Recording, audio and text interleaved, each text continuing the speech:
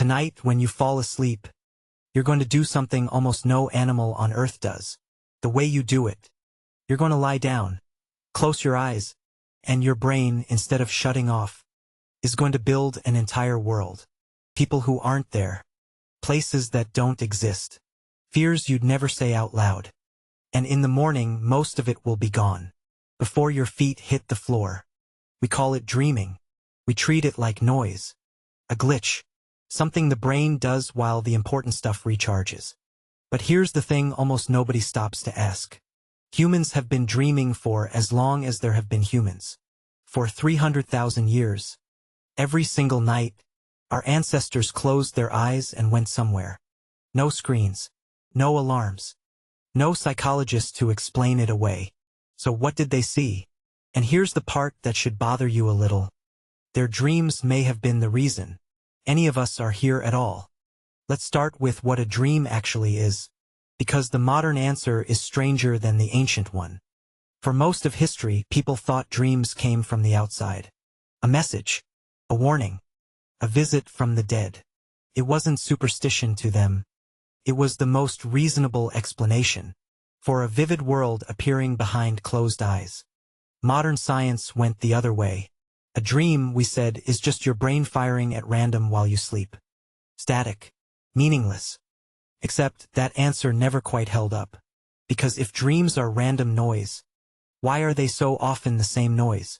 In the year 2000, a Finnish neuroscientist named Antti Revonsuo published a theory that flipped the whole question around. He noticed something across cultures, across centuries, that random noise can't explain. Dreams are not pleasant. Most dreams are not about flying or winning or love. The most common dreams everywhere on Earth are about being chased, falling, being attacked, losing your teeth, being somewhere dangerous and unable to run. Revonsuo called it the threat simulation theory. And the idea is unsettling in how simple it is. Your dreaming brain isn't malfunctioning. It's training. Every night, it pulls you into a realistic simulation of the exact thing that could get you killed and lets you rehearse.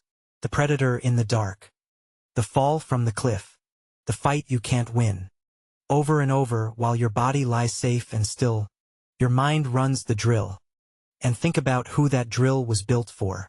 Not you in a locked apartment with a full fridge. It was built for them. The ones who slept on the ground, in the open.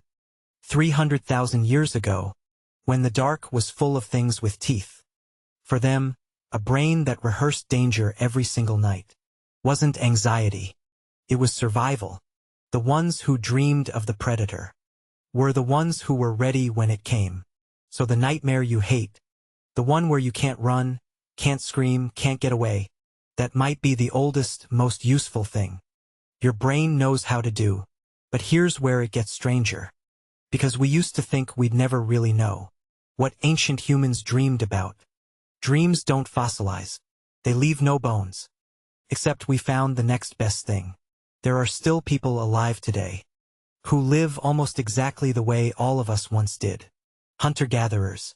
And in 2023, a research team led by an anthropologist named David Samson did something nobody had really done before. They went to the BaYaka in the Congo and the Hadza in Tanzania, and they collected dreams. Almost 900 of them, from over 200 people. And what they found rewrites the whole story. Yes, these dreams were full of threats. Just like Revonsuo predicted. A buffalo charging. A fire. A snake. The danger was real because their daytime danger is real. But the dreams didn't end in terror. Over and over, a dream that began with a threat resolved into something else. The community. Someone arrives. The group pulls together. The threat is faced, not alone but with the people around the fire.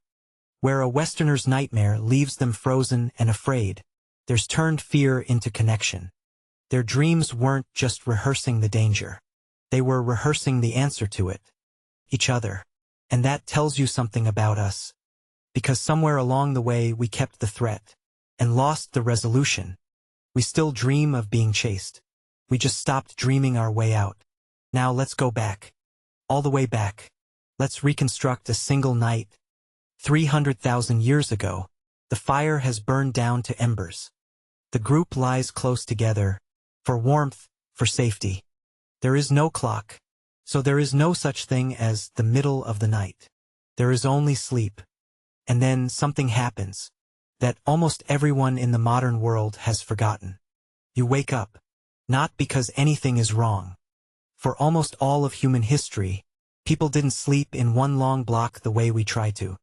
A historian named Roger Ekirch spent years digging through old diaries, court records, and letters, and he found the same thing again and again across centuries. People slept in two shifts.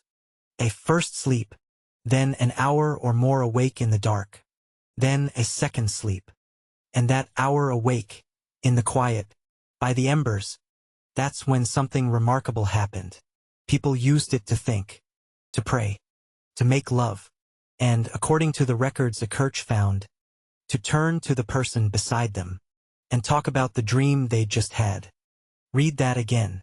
For thousands of years, waking in the middle of the night and sharing your dream wasn't strange. It was the schedule. The night had a built-in moment, designed almost perfectly, for telling each other what you'd just seen. We don't have that moment anymore. We crushed our sleep into one hard block, set an alarm to tear ourselves out of it, and we wake up already reaching for a phone. The dream doesn't stand a chance. It's gone before we're even out of bed. But our ancestors didn't just remember their dreams. They wrote them down. And here the trail gets almost eerie. Because one of the oldest books humanity ever produced, not a book of laws, not a book of kings, was a book of dreams. In ancient Egypt, more than 3,000 years ago, there was a document we now call the Ramesside Dream Book. Page after page it lists a dream and what it means. If a man sees himself looking into a deep well, bad. If a man sees himself eating crocodile flesh, and on, over 200 dreams, sorted into good and bad, the dangerous ones written in red ink. Think about what that means. 3,000 years ago, dreams mattered enough that someone sat down and tried to build a manual for them. A user's guide to the world behind your own eyes. To them, a dream was not noise. It was information. Maybe the most important kind there was. And here's a small thing that proves how deep this runs. It's hidden in a word you use all the time. Nightmare. You probably think the mare is the horse. It isn't. The mare comes from an old word for a demon, a creature people genuinely believed crept into the room at night, sat on the chest of a sleeper, and pressed the breath out of them. That suffocating, can't move, something is here feeling in a bad dream? They had a name for it and a face, long before we had a science. The word survived. The belief faded. But every time you say nightmare, you're speaking a language written by people who were terrified of the dark, in a way we will never fully understand. So let's come back to tonight. You'll lie down. You'll close your eyes. And the same machine that fired in the head of someone, sleeping on the open ground, 300,000 years ago, will fire in yours. The same chase, the same fall, the same fear with no face. But for them, the dream had a place to go. They woke in the dark and spoke it out loud. They built books to hold it. They believed it was trying to tell them something, and they listened. We inherited the dream. We just stopped listening to it. Every night, your mind still builds you a world, still runs the oldest drill there is, still hands you something your ancestors would have sat up in the dark to talk about.